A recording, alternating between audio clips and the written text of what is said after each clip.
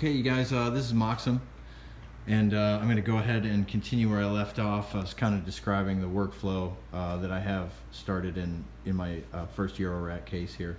So we kind of touched briefly on the sequencer and how the sequencer works with triggers going over to the drum sampler.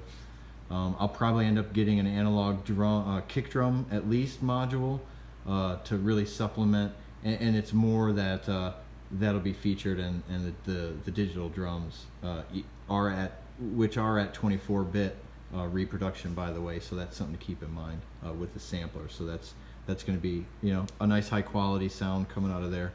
But we reviewed that, talked a little bit about the Sinfonion, and now I'd like to show you the WMD performance mixer.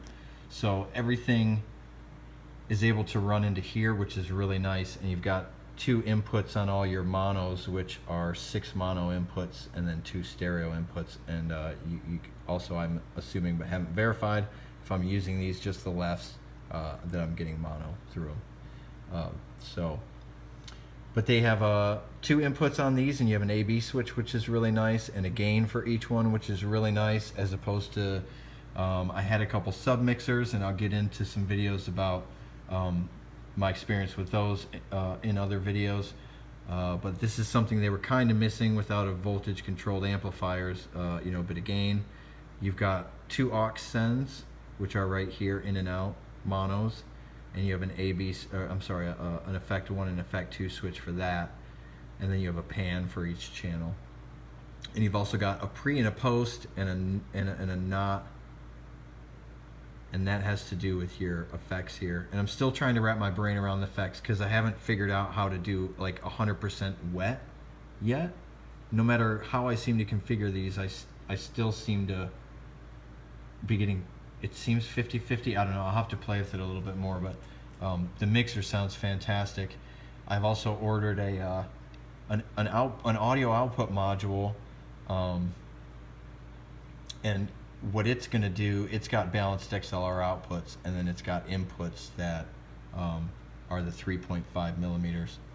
So I'll basically, when I come out of this mixer directly into my powered EV speakers and my powered 18-inch Mackie sub, the levels are way too hot. I have to turn everything way down, and the volume on my master I end up turning up like this much, and so what I know about that, only a little bit, is that the reason behind that is we're dealing with a synth level signal, audio signal in the unit, and then what the module I got is going to do, it's coming in the mail, but what it's going to do is it's going to output balanced XLRs, which I guess the term is line level output. So that should be a lot more tame on my PA system. So another thing to mention is you have a queuing system on here, which is really nice. So just like if it was a DJ mixer, you've got Q volume level, and then you've got mix, which is going to be your like Q only or your master only, or like wherever you want to be in between those. And then you have Q buttons for each, and you have an LED that lights up for it. And that's really nice. And you got headphone jacks, and you also have an effect return over your send and return for your master channel. So that'll be nice for setting up like a master group of effects in the rig for that. So yeah, the other thing to mention is the sliders are really nice, and they included these little caps. There's some little rubber caps. I don't know if, yeah, you can kind of see them. So as opposed to the Pittsburgh Modulars faders, which do not have those caps, I'll noticed they had them on their website for sale, so I'll probably be picking up a pack of these, because I'll probably eventually have more modules that have faders. Why not?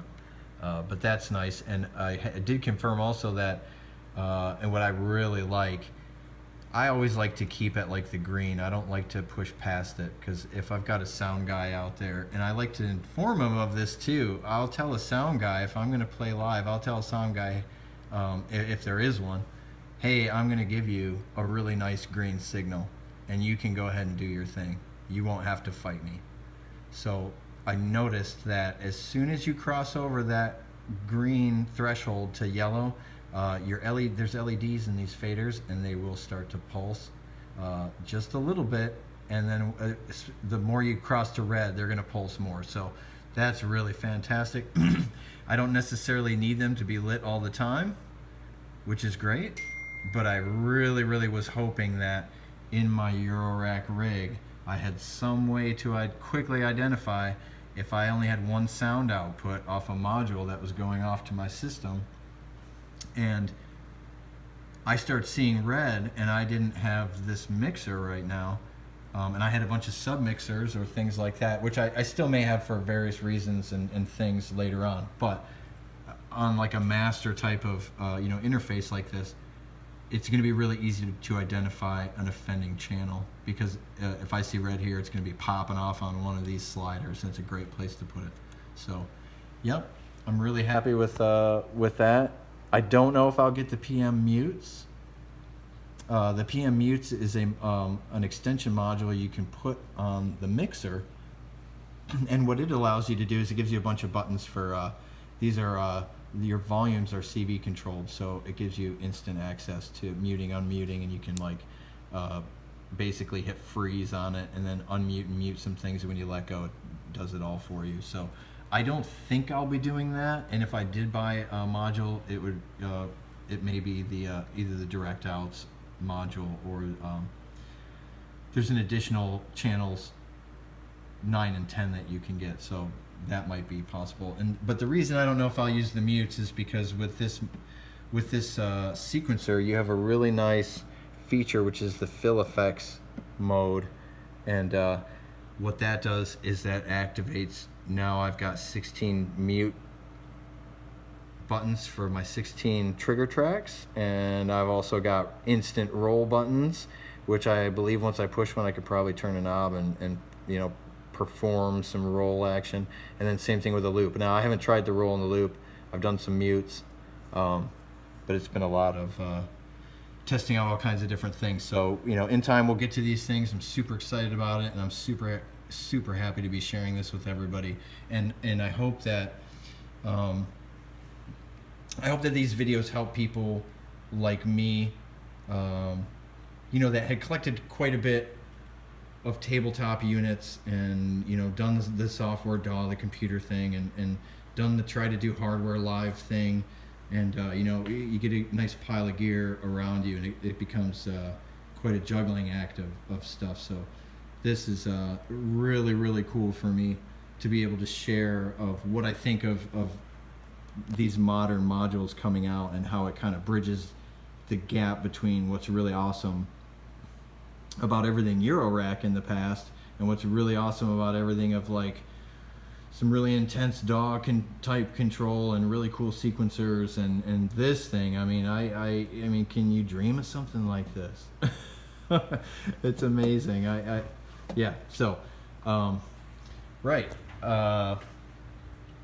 So we'll move on to this. This is the Pittsburgh Modular Lifeforms primary oscillator, and this was given to me, so this is kind of a bonus thing I didn't really pick, but I like it a lot. I like what it is. I watched a video on it from I don't know if it was a rep from the company or whatever, but I'd been looking at these synthesis technology E370 and E352 Cloud Terrarium, and also 4 oscillator synth, and those are wavetable synths.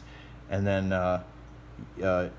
this is kind of Pittsburgh Modular's halfway in between a wavetable feel and a traditional oscillator feel. So I think that was a really good choice of my friend to pick out as a random mod to throw at me. I like it a lot. I assume I will be using it for bass lines. It's got some real cool stuff you can do, and it may be the thing that is able to tame the plasma drive.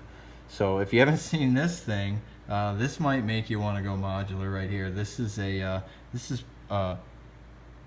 again the Erica Fusion and Game Changer Audio plasma drive, and this thing is basically a mad scientist lightning bolt in a vertical tube here, and you can run your signal through, and as far as I understand, it literally sends the audio signal through the lightning bolt. So we'll get into that one later, and I'll turn it on in another video and play some stuff through it.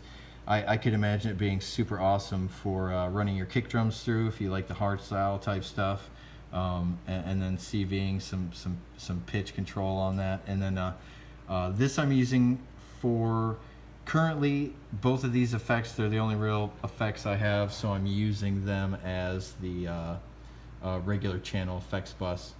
I'll probably get different ones.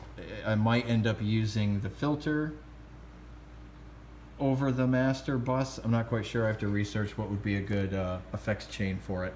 I'm mainly concerned with the big stuff now, and these may or may not stay, or they may or may not go back into their cases and sit on top of this case for most of the time. But these are the Behringer Neutrons, and so these are dual oscillator synths, and I have 2 of them, as you can see. Because why have one when you can have 2 for twice the price?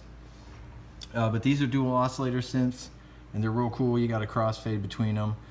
You may notice I took the knobs off because, and I also took the knobs off the tuning and fine tuning for the Lifeforms oscillator because, yeah, after I tune these, I don't want to bump into them. So at first I took the giant knobs off, and then I still bumped into the little ones, and then all of a sudden everything pretty and orchestrated from the Sinfonion wasn't. So yeah, that's kind of funny.